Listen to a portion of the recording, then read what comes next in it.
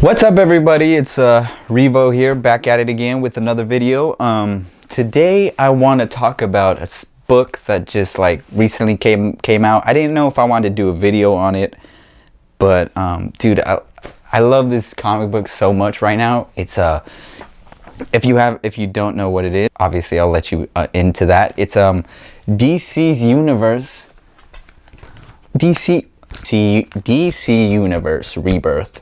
Number 1, right there. DC Universe Rebirth, number 1, what to talk about? Well, this comic book for me is like a starting off point for a lot of people who kind of like got confused with the whole New 52, or not even confused, like just mad, you know, because DC's New 52 was very dark. It was very, you know, kind of a response to the film. Christopher Nolan's Dark Knight trilogy kind of like, I want to say, set the tone for a lot of the DC films, and you know, whether that's a good or a bad thing, that's a completely different conversation. But you know, DC Rebirth is a way, especially because it's written by, you know, one of the honestly, like right now, probably my favorite writer of like all time. But maybe he's in that contention, is Geoff Johns. I mean, this dude knows how to write comic books for sure. Like, and only reason why I kind of like bought it and kind of like, you know, was interested and was like, dude, I gotta get this. Like, I have to, you know, purchase this number 1 issue, because usually I do the hard copies. But reason why I wanted to do this issue was, number 1 is because it's called Rebirth. I mean, like, if anybody knows, Rebirth is kind of like synonymous with Geoff Johns at this point, because you got Green Lantern Rebirth, The Flash Rebirth, and now DC Universe Rebirth. You know, I kind of consider he wrote a book. I think I got it. It's the New 52 Shazam. It's not titled Rebirth, but for me, it's like, it might as well be, because it has that same feeling. It's like introducing you to Shazam and whatnot, but a completely different topic. But I just wanted to let you know that this guy writes some amazing stuff, and you should definitely check it out. So, talking back to DC Universe Rebirth, this is kind of like a good way of like making New 52 make sense, because you know, after the Flashpoint, if you guys don't know, Flashpoint was this big event in DC where, you know, Flash wants to go back and save his mom, and it's this whole issue that like, if you change one thing in in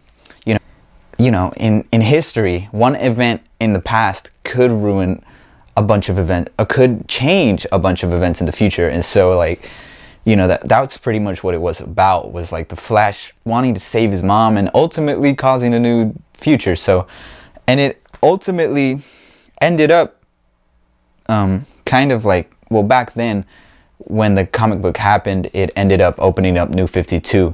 But what DC Rebirth does, and I don't know if I want to, and you know what, we're actually pretty far away, so spoilers for anyone that hasn't read DC Universe Rebirth. I don't want to spoil it, but you know, this is a big thing that I want to talk about that's like important for the book. Is at the very end, there's a point where, yeah, Batman gets the Watchman pin, the smiley face pin. I kid you not, I almost like threw the book. I tried to stay away from the spoiler. I know everybody was talking about it online. Everybody was, you know, spoiling it here and there, and which kind of sucked for a lot of people. But, you know, there's this epilogue that's really dope because it ties in the Watchmen, and in a way that for me personally, I know there's a lot of people backing it and saying, this is like, why are they doing that? Why do they have to mix two, you know, separate universes together? And, you know, for me personally, it's under DC. DC can do what they want with it either way, and why not? Why not? Who doesn't want to see the Watchmen with Justice League? Come on. Anyway, so it turns out that Dr. Manhattan, it wasn't the Flash who changed the timeline, who ended up messing things up because he went back and tried to save his mom and ultimately ended up having to reverse that and stop himself from not saving his mom. It was actually Dr. Manhattan after Flashpoint that started messing around with the DC timeline and started putting at the beginning, 3 Jokers. Like it's established at the beginning of the comic that, you know, Batman is looking for 3 separate Jokers, and he's confused. He's like, well, how is that possible? How was I able? And the beautiful thing about that I want to talk about DC Universe's Rebirth that does so well is that it brings back the history, and that's for me huge because, you know, I love going back and reading Golden Age comics. For me, it's just, there's nothing better than Golden Age comics, really, other than some stuff comes close, but most of it, well, because it's the start, you know, I just want to say that. It's like, it's the start of comic books. It's the start of these heroes. It's the start, and to get rid of that history, which per New 52 was kind of like, tore a lot of people apart. I mean, me personally, this is a different discussion, but me personally, New 52, I got it. I said, you know what? It kind of makes sense, but nonetheless, DC Universe Rebirth is able to bring it back.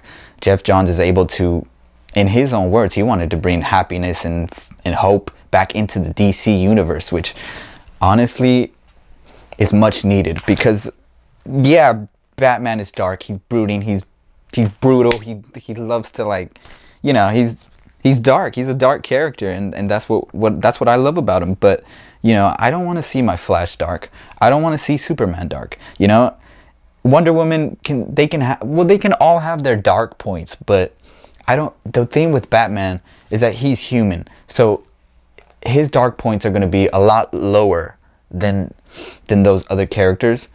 I mean, you could argue, oh, Flash is, you know, Barry is human because he's, you know, he was human before he got his powers, but essentially when he got his powers, I mean, like, there's a dark place that you can go with Barry, with his parents dying, with his mother dying, and his dad in prison and all that stuff, and you can go there, but there's a certain sense of levity that you need to bring back at the same level to be able to balance that. And that's what Jeff Johns does so well. It's like he can put in some dark stuff, like really dark stuff, and counteract that with some levity and some good hope. You know, that's all I can really say about this issue, is that it brings hope to the DC universe. Last, I just want to end on the note that you don't necessarily have to read anything prior to DC Rebirth to enjoy this comic, and that is a big up for me, because, you know, they essentially lay it out for you. You know, there's a bunch of characters. Blue Beetle ends up getting his shine. There's a bunch of, by the way, the 80-page issue, I recommend. They're reselling, I'm pretty sure. I think they're reselling them, but you should get that one, not the regular one. I had no idea. I just got the one that had this cover because, I mean, look at this thing. That's beautiful. Like, I had to get that cover. But nonetheless, if you can get the 80 issue, I would suggest that. This is crazy good. You know, it's become one of my favorite #1 issues now because it's so good. Like, it brings back Wally. If some of you guys are not familiar, Wally West right now, he's not really the same Wally. He's cousins. He's a cousin to the other Wally that we're so familiar with, and in being so, you know, he's African American, which is awesome, by the way, which I thought it was really dope. But anyways, that's a different conversation. The point is, they bring back Wally, and he's like the pivotal compass to the book. It's like traveling you through these different, you know, times, through this different place where he talks to. Ultimately, saddest part for me was when he found Linda. And if you don't know, Linda is Wally West when Wally becomes the Flash, and, you know, when Barry dies and Wally takes up the mantle, Linda is his wife. Linda being his lightning rod, it's what brings him back into reality, into the Earth, because, you know, right now Wally West is stuck in the Speed Force and he's trying to get back. You know, he's trying to warn the Justice League that something's out there, and so it ends up coming to this climax that you just have to read, where Wally finds Barry, and Barry's like, and Wally's like, I'm leaving, I'm gone, I'm gonna dissipate into the Speed Force, so, you know, I just want to say thank you. And, you know, tore me apart, man. It's just, it was so sad, especially if you know the history of them too. It's like they have a synonymous bond together, and at that point Barry's like, who are you? You know, he's like confused, and it's just like heartbreaking. It's just, it tears you apart knowing that these characters were so beloved, and now they're different, they're not the same. And then, you know, so it's a book that literally parallels what the DC is going through right now, and it brings back the idea again of hope. And so I really recommend DC Universe Rebirth. I want to do a video on this to talk about it because it's so good. It's a comic book that I think a lot of people should just read if they're like, you know, iffy about it. They don't know where to start. They don't know what to, like, how do I read it? Where should I read? Which comic book should I read? It's like, well, this ain't bad. This definitely ain't bad. That was my big talk about DC Universe Rebirth. If you like what you heard, be sure to like this video. If I missed something, be sure to comment. Let me know what it was, or, you know, and even talk about in full length about what you liked, what you disliked, what you think about the new DC Universe about this new DC Universe Rebirth issue, and what your hopes are. And be sure to subscribe, follow me on Twitter, Instagram at RevxArt. That's RevxArt. And yeah, that's it. Be sure to have a